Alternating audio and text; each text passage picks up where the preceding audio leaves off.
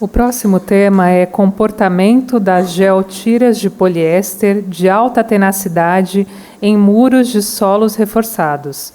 A apresentação será conduzida pelo engenheiro civil Cristiano Rodrigues, formado pela PUC-Rio, especialista em reforço de solos pela ENPC em Paris e consultor geotécnico da empresa GeoQuest. Convido ao palco o senhor Cristiano Rodrigues.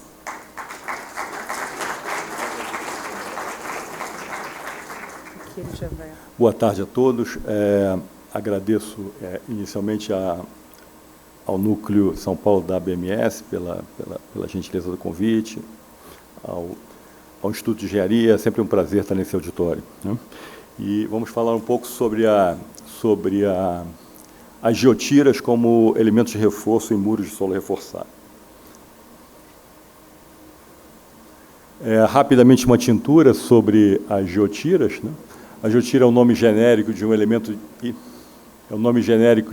de reforço linear, geossintético, que é utilizado em estruturas de solo reforçado.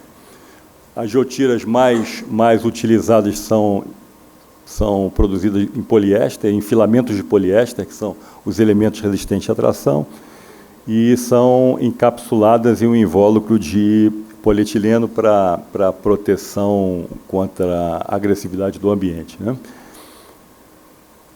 Inicialmente, as geotiras foram concebidas como uma alternativa às tiras metálicas, principalmente para aplicações na presença de solos agressivos, nas obras inundáveis e onde a vida útil das obras com tiras metálicas era prejudicada. Mas, cada vez mais, as geotiras vêm sendo adotadas como um elemento de reforço preferencial com diversas vantagens, né? Inclusive vantagens ambientais, né? Ambientalmente é muito menos penalizante para o ambiente produzir uma geotira do que produzir uma tira de aço, além do transporte ser muito... O transporte é emissão de carbono, né? Você usa transporta muito menos peso para a obra. As geotiras, assim como os reforços em tiras metálicas, eles são aplicáveis a soluções de paramento verticalizado. Eles apresentam uma conexão mecânica com o paramento. E essa conexão da geotira com o paramento se dá através de um dispositivo de ligação do tipo loop, em que a geotira ela entra por uma fenda na placa pré-moldada, dá uma volta por dentro da placa e sai numa fenda lateral, e com isso, de cada ponto de conexão, partem duas geotiras. As geotiras, assim como todos os geossintéticos, devem considerar os fatores redutores, como foi falado por outros palestrantes daqui a pouco. Fatores redutores esses para danos de instalação, para afluência, degradação química e alguns outros que podem ser aplicados. E esses fatores são aplicados sobre a resistência característica da geotira, para se obter a resistência disponível, a resistência de projeto TD. Conforme diversas normativas, cabe ao produtor da geotira, além de fornecer as curvas de tensão e deformação, fornecer também os fatores redutores dependendo das variáveis ambientais. A ideia dessa apresentação é trazer uma visão comentada de um trabalho publicado em 2007, intitulado High Capacity Geostrap Reinforcements for MSE Structures, de autoria de Green e Sankey. E o objetivo dos autores era avaliar o comportamento das geotiras em comparação com as tiras metálicas. Isso seguindo critérios de dimensionamento interno da AASTO. A AASTO é uma das entidades normativas mais importantes do mundo e que originalmente era direcionada assim, à indústria, ao setor de transporte rodoviário, mas hoje a AASTO está permeada por todos os outros setores. Recentemente nós fizemos algumas obras de mineração e os clientes nos exigiram que dimensionássemos segundo a normativa AASTO. Para esse trabalho foram feitas campanhas de ensaios de campo e uma obra instrumentada, além de análises numéricas e ensaios de arrancamento em laboratório. Para o dimensionamento interno de uma estrutura de solo reforçado, os condicionantes principais são a capacidade dos reforços em resistir à tração e a sua capacidade de resistir ao arrancamento na zona passiva, né? A ASTO, através dessas especificações, da Standard Specification for Highway Bridges, ela define critérios a serem considerados para os tipos de reforços metálicos e geossintéticos para esse dimensionamento interno. Às vezes eles tratam, em vez de metálico e geossintético, tratam como extensíveis e inextensíveis. Vamos ver a seguir aqui alguns critérios da ASTO para cada um desses condicionantes. Na avaliação dos esforços de tração, a ASTO define que deve ser considerado como coeficiente de empuxo K no interior do maciço, ou KA de cima a baixo para os reforços geossintéticos ou extensíveis, e quando se usa reforços inextensíveis, as tiras metálicas, ele obriga, porque é mais penalizante, que o coeficiente de empuxo na parte mais elevada da obra é maior do que KA, é mais perto de K0, é mais perto do coeficiente de empuxo no repouso.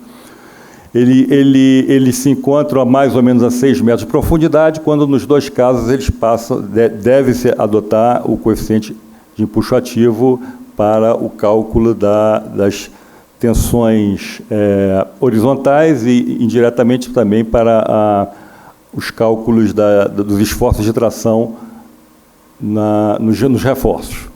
O que veremos a seguir no estudo é que, a partir de ensaios de campo e análises numéricas, as premissas da ASTO para geotiras são otimistas. Para geotiras, nos níveis superiores, observa um empuxo maior do que o empuxo ativo, um comportamento mais parecido com as tiras metálicas. Na avaliação da resistência ao arrancamento, para dimensionar os reforços, necessita-se uma hipótese de configuração de linha de trações máximas, a linha que separa a zona ativa da zona resistente, e uma definição de parâmetros de atrito aparente entre o solo e a geotira. A ASTO também especifica essas configurações, esses parâmetros, em função do tipo de reforço, inextensível e extensível. Essas duas figuras são extraídas de publicações da ASTO. Aqui na esquerda a linha de trações máximas, que seria a superfície potencial de ruptura para reforços inextensíveis, e na linha da direita, na figura da direita, para reforços extensíveis, e em que a cunha se confunde um pouco com a cunha de Rankine, né, com a inclinação de 45 mais φ sobre 2. O que se nota é que nos reforços inextensíveis, essa superfície é muito mais próxima do paramento, ela não excede 0,3 H de distância do paramento, onde H é a altura do maciço. Já acabei de falar sobre isso. Nos reforços extensíveis, essa linha está mais afastada do paramento. Para o coeficiente de atrito aparente solo-geotira, também ASTO se manifesta nas especificações, e de acordo com o tipo de reforço. Para os geossintéticos, ASTO especifica que se deve considerar um coeficiente de atrito aparente entre solo e reforço da ordem de 2/3 de tangente de φ. Para as tiras metálicas, há uma tolerância bastante maior, isso é resultado de diversos ensaios que foram feitos no passado, e pode-se trabalhar com valores bastante superiores à tangente de φ nos primeiros 6 metros, e a partir de 6 metros, tangente de φ. Note-se que mesmo abaixo de 6 metros, os reforços metálicos, eles contam pela ASTO, pela especificação ASTO, com uma capacidade, um atrito maior, um atrito aparente maior do que os reforços geossintéticos. Sobre a resistência das geotiras ao arrancamento, veremos a seguir que os resultados das especificações ASTO, de forma geral, são bastante conservadoras e penalizantes com as geotiras. A linha de trações máximas para geotiras obtidas de ensaios e análises são bastante mais próximas do paramento e com formato bastante mais semelhante do que o que foi definido por ASTO para reforços metálicos. Vamos ver já já o resultado dos estudos. No coeficiente de atrito aparente, medidos por ensaios de arrancamento em geotiras, também a ASTO se mostrou penalizante. Os resultados de atrito aparente são muito maiores nas geotiras do que os 2/3 de Φ especificados por ASTO. Aqui é uma rápida descrição do caso que foi estudado, das geotiras que foram utilizadas, como foram feitas as análises numéricas, né? Eu vou passar só em alguns pontos aqui. A tensão disponível da geotira já afetada dos fatores redutores era de 22 kN. Nesse caso, a geotira tinha até característico de 50 kN. A deformação nos 22 kN era 4%. A largura da geotira de 50 milímetros. A estrutura que foi monitorada foi um muro de 6,40 m, com comprimento de reforço de 5 metros, guardando aqueles 70% que o Vinícius apresentou na palestra dele. Uma grande quantidade de strain gauges ao longo de todos os níveis de geotiras e em diversas posições das geotiras para determinação das linhas de tração máxima. E aqui fala algumas outras coisas sobre o solo utilizado e também sobre os parâmetros da análise numérica. Os resultados. Para o coeficiente de empuxo, as medições de campo apontaram um coeficiente bastante maior do que o empuxo ativo, até 5 metros de profundidade, né? Isso medido nos ensaios de campo. Nas análises numéricas também se mostrou empuxos maiores do que o ativo na geotira, até profundidade de 2 metros, passando a partir daí a acompanhar o empuxo ativo. Isso é o que eu comentei há pouco, que indica uma certa insuficiência por parte da ASTO na avaliação dos empuxos atuantes no caso das geotiras, no interior da massa, no interior do maciço. Outra coisa também é que essa empuxo maior do que o empuxo ativo, é até maior do que K0 na parte superior do maciço, nas medições de campo, mostram um comportamento muito mais próximo do que ASTO recomenda para reforços inextensíveis. Para a linha de trações máximas, aquela hipótese sobre a posição da linha de trações máximas. Aqui nós tivemos as análises numéricas e as medições no campo. Esse gráfico aqui abaixo, as linhas pontilhadas são as linhas obtidas no campo e na análise numérica. O eixo das abscissas ali é o afastamento em relação ao paramento e o eixo das ordenadas é a profundidade em relação ao topo do muro. Então, a linha pontilhada é um retrato do que seria a cunha de ruptura, a linha de trações máximas, e ela está até aquém do 0,3H no topo, e ela desce quase que verticalmente, isso para geotiras, né? Desce verticalmente e depois ela inclina em direção ao paramento. As linhas cheias são a especificação ASTO para geotiras, a linha de trações máximas para geotiras. E as linhas traço-ponto são as especificações ASTO para reforços extensíveis, geossintéticos.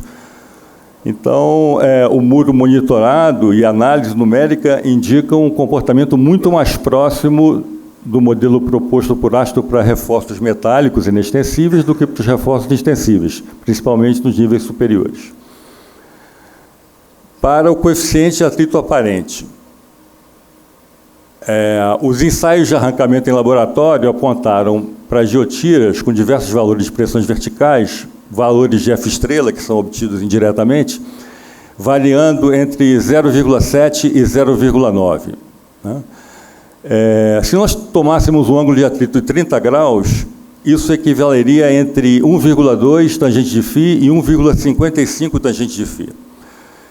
Essa faixa é muito superior aos 2/3 de tangente de φ, que é especificado por ASTO para reforços geossintéticos.